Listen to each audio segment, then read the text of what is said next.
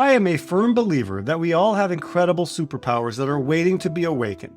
I'm not talking about the ability to fly, create ironclad armor, or shoot lasers from your eyes, but real-life, practical abilities like flying through books, ironclad memory, laser focus, boundless creativity, clear thinking, mindfulness, superior mental attitude, and more. We are all superheroes in one way or another. Welcome to Philosopher Insights, the podcast that delivers wisdom in minutes a day that you can put into practice daily and strive to master over a lifetime. The podcast committed to sharing ideas that encourage you to bridge the gap between who you are today and the person you aspire to be in the future. Hi, my name is Herb Lamba, and welcome to my podcast, where I will share practical insights from the world's best authors. Knowledge isn't power. Applied knowledge is. The quest to become the best version of you starts right now. Hi, and welcome to Philosopher Insights. My name is Herb Lamba. Today we're discussing Limitless. Upgrade your brain, learn anything faster, and unlock your exceptional life. The author of the book is Jim Kwik, and this book is published in 2020. I wanted to share a number of my favorite insights from this great book, starting with the Limitless model, superhero versus villain, read and recall, the 7 lies of learning, the motivation formula, and finishing off with getting into flow. So let's start with the introduction. Quote, "The hero's journey is the perfect structure to lend power and purpose to your personal story. In Limitless, you are the superhero. One of my core beliefs is that human potential is one of the only infinite resources we have in the world. Most everything else is finite, but the human mind is the ultimate superpower. There is no limit to our creativity, imagination, determination, or ability to think, reason, or learn. Yet this resource is also among the least tapped. All of us can be heroes of our own story, dipping into the well of our potential every single day and never having that well run dry. But so few of us approach our lives this way. That's why I wrote this book, to help you realize that no matter where you are or where you've been, you absolutely can free yourself and go from limits to liberation. That might be the only extra you need to transition from the ordinary world to the extraordinary world. This book is going to provide you with that extra. What you'll get within these pages is a series of tools that will help you cast off your perceived restrictions. You're going to learn how to unlimit your brain. You're going to learn how to unlimit your drive. You're going to learn how to unlimit your memory, your focus, and your habits. If I am your mentor in your hero's journey, then this book is your map to master your mind, motivation, and methods to learn how to learn. And once you've done that, you will be limitless." End quote. After thoroughly enjoying this book, I promise Jim delivers on all counts. I have been following Jim's work for some time, and when I heard this book was coming out, I instantly put it on my must-read list. I'm so excited to extract some of my favorite insights from this book and share what I hope you can start applying to your life today. But I want to warn you up front that I am only scratching the surface here. You must get this book and share it with everyone important in your life. Yes, it is that good. Insight number 1, the Limitless model. Quote, "You can learn to be, do, have, and share with no constraints. I wrote this book to prove this to you. If you're not learning or living at your full potential, if there is a gap between your current reality and your desired reality, here's the reason. There is a limit that must be released and replaced in one of 3 areas." End quote. There's a limit in your mindset. You don't believe in yourself, your capabilities, or what is truly possible for you. Or there's a limit in your motivation. You lack the energy or focus to take action. Or you may have a limit in your methods. You were taught strategies that are not effective in creating the results you desire. Let's break this down a little bit further, shall we? Quote, "Mindset, the what? Deeply held beliefs, attitudes, and assumptions we create about who we are, how the world works, what we are capable of and deserve, and what is possible. Motivation, the why, the purpose one has for taking action, the energy required for someone to behave in a particular way. And finally, the method, the how, a specific process for accomplishing something, especially an orderly, logical, or systematic way of instruction." End quote. Jim has filled this book with practical exercises that you can do to address all 3 areas of his Limitless model. Insight number 2, superhero versus villain. Quote, "I am a firm believer that we all have incredible superpowers that are waiting to be awakened. I'm not talking about the ability to fly, create ironclad armor, or shoot lasers from your eyes, but real-life practical abilities like flying through books, ironclad memory, laser focus, boundless creativity, clear thinking, mindfulness, superior mental attitude, and more. We are all superheroes in one way or another. Just as every superhero has powers, so do they have arch nemesis. Enter the supervillain. Think the Joker to Batman, Lex Luthor to Superman. The villains we face may not look the same as they do in the movies, but they're still the bad guys. Modern-day supervillains get in the way and make life harder, keeping us from our potential. They hold us back and rob us of our productivity, prosperity, positivity, and peace of mind. And it's up to us to recognize and defeat them. End quote. Kwik shares what he refers to as the 4 horsemen of the technology era: digital deluge, digital distraction, digital dementia, and digital deduction. First, digital deluge refers to the volume of accessible information available to us today. Did you know we consume more data today in one day than someone living in the 1400s consumed in their lifetime? Wow.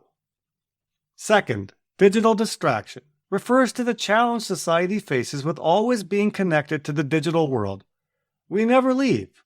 Although it may make you feel secure, the research clearly shows it doesn't make you happier. Focus is becoming a superpower that less and less people have these days. They are consumed by their information-packed, addictive smart devices. Digital dementia is the result of relying too much on technology that is undermining our short-term memory. We are a society that is reliant on our phones to recall phone numbers and our GPS to provide us directions when we drive. When is the last time you had to remember a phone number? The reason this is a problem is we are not strengthening our memory when we are not forced to recall information. And finally, digital deduction is the impact technology is having on our ability to think. Now, most people don't share their own viewpoint. They search for their chosen opinion on Google. Insight number 3, read and recall. Quote, have you ever read something only to forget it the next day? You're not alone. Psychologists refer to this as the forgetting curve. It is the mathematical formula that describes the rate at which information is forgotten after it is initially learned. Research suggests humans forget approximately 50% of what they learn within an hour and an average of 70% within 24 hours. End quote. Of the many things I learned from reading Jim's book, the one thing that stood out was that our education system is designed to teach us a lot of information, but it's not designed to teach us how to learn that information. If they had offered Learning 101 in school, I would most certainly have taken it. Jim suggests that if you want to learn anything quickly, use what he refers to as the FASTER method. F-A-S-T-E-R. The F, forget. We must learn to forget what distracts us. Focus on forgetting in 3 areas. Forget what you already know, forget what is not urgent or unimportant, and forget about your limitations. The A is act. Quote, traditional education has trained many people that learning is a passive experience. You sit quietly in the class, you don't talk to your neighbor, and you consume information. But learning is not a spectator sport. End quote. The S is for state. Quote, all learning is state dependent. Your state is a current snapshot of your emotions. It is highly influenced by your thoughts or your psychology and the physical condition of your body, your physiology. End quote. The T is teach. I love this strategy and have employed it many times over the years. If you truly want to learn something, learn it with the knowing that you will have to turn around and teach it to someone else. The E is for enter. Quote, what is the simplest and most powerful personal performance tool? Your calendar. We enter important things on our schedule. If it's not on your calendar, there's a good chance it's not getting done. End quote. If you want to get it done, make sure it's an entry in your calendar. And finishing off with R for review. Quote, one of the best ways to reduce the effects of the forgetting curve is to actively recall what you've learned with spaced repetition. End quote. Well, nobody chose to tell me this while I was struggling through school. Apparently, last-minute cramming and staying up all night reading and rereading material is not an effective way to learn. Who knew? I certainly didn't. Insight number 4, 7 lies of learning. Quote, you're being lied to constantly, sometimes by yourself. We are all subject to an endless stream of misinformation about our constraints to our capabilities, and we receive information so often that most of us have no other choice than to believe it. End quote. The 7 lies of learning outlined in the book are 1. Intelligence is fixed. 2. We only use 10% of our brain.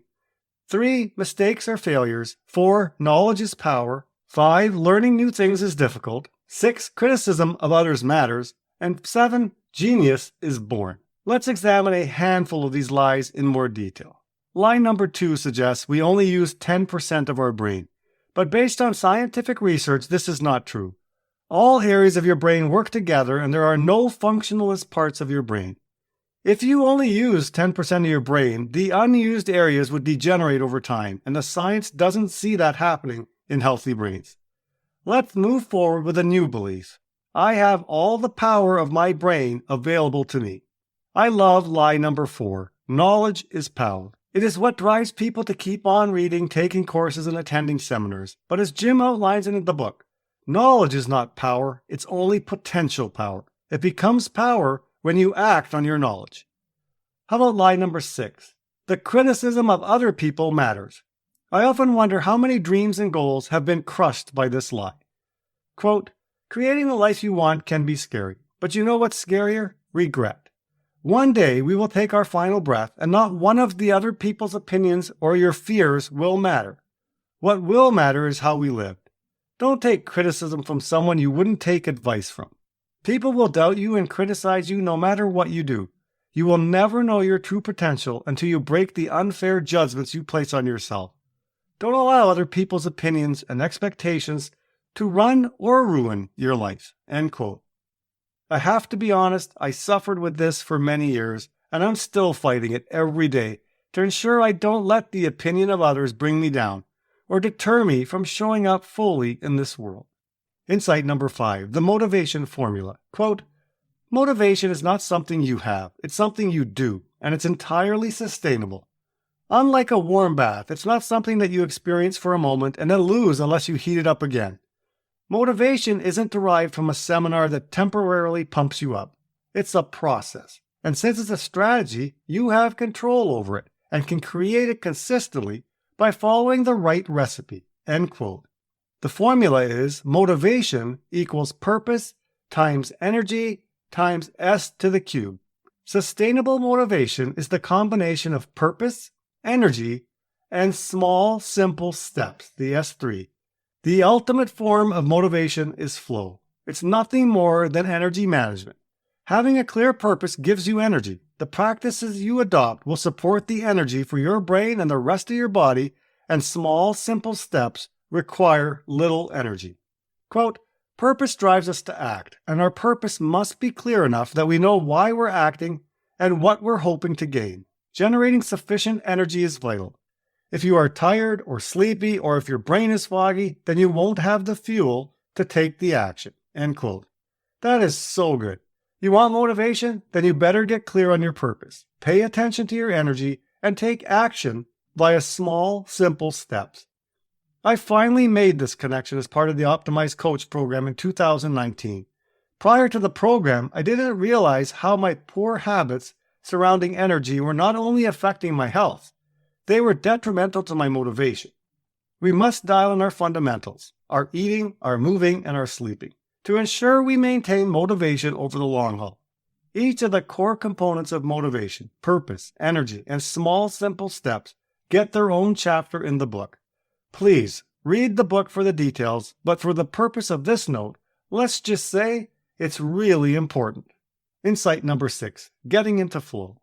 Quote, in his groundbreaking book, Flow, The Psychology of Optimal Experience, psychologist Mihai Csikszentmihalyi describes flow as the state in which people are so involved in an activity that nothing else seems to matter.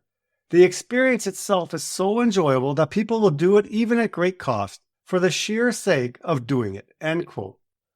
One of my favorite terms, getting into that magical state of flow. We have all experienced it, where you are in a state of total concentration and it seems almost effortless. According to reports, being in flow makes you as much as 5 times more productive. But the challenge is getting into flow more often throughout the day. Let's take a quick look at the 5 ways that Jim suggests we can increase our chances of being in flow. First, eliminate distractions. A key component to getting into and staying in flow is to minimize the distractions. I have found the best flow states occur during time blocks, where I purposely shut down social media, shut out all other distractions, and focus on my task for a set period of time. Second, give yourself enough time. It can take up to 15 minutes to get into flow, and your peak flow state may not even occur until the 45-minute mark. Third, do something you love. It is much easier to get into flow when you do something that has meaning for you. If you go into an activity believing it's boring, you're unlikely to get into that peak flow state. Next, establish clear goals. If you lack clarity on your goals and the purpose of your efforts, a high-quality flow state is most likely to elude you. Seek the clarity before you start. And finally, make it challenging. The best way to achieve flow is to ensure what you are doing is somewhat challenging. It's outside your current comfort zone, but not way outside of it. If it's too difficult, you'll become frustrated and hinder your opportunities to fall into flow. So let me shift the spotlight onto you. Do you recall the last time you were in flow? Do you remember what you were doing? It is important to reflect on this so you can motivate yourself to get back there more often. Isn't now a great time to open up your daily agenda, block off 90 minutes where you free yourself of all distractions, and commit to a time where you can 5x your productivity? Jim shares some incredible strategies in this book to help you focus, study, improve your memory, read faster, and think better. He shares practical ideas that, if implemented and practiced daily, can dramatically change your life. Quote, "A superhero is not just someone who has discovered and developed their superpowers. Every superhero must eventually return to their world and serve. They must bring with them the lessons and wisdom they won through their journey. They must not only integrate their powers into their lives, but they must learn to use their powers to help others. My hope for you is that you not only take what you've learned in this book and make your life better with it, but that you make the lives of those around you better too. The formula is learn, earn, return. No hero's journey is exclusively for the benefit of the hero. With your newfound knowledge, help those around you to learn better and faster and unlimit themselves." End quote. I included this passage in hopes of inspiring you to read this book. The book is not something you read once and put away. It's one which you need to keep coming back to on your journey to being limitless. Those are the insights I wanted to share from this great book, Limitless, by author Jim Kwik. You've been listening to Philosopher Insights with your host, Herb Lamba. If you enjoyed this episode and you'd like to support the podcast, please share it with others, post about it on social media, or leave a rating and review. To go deeper with me, you can register for free at www.philosopherinsights.com for instant access to a growing library of Philosopher Insights, which are 8 to 10-page PDFs, plus 20-minute MP3s that break down my favorite insights from the world's best personal development books. To catch all the latest from me, you can follow me on Facebook at Optimal Herb. Thanks again, and I'll see you next time.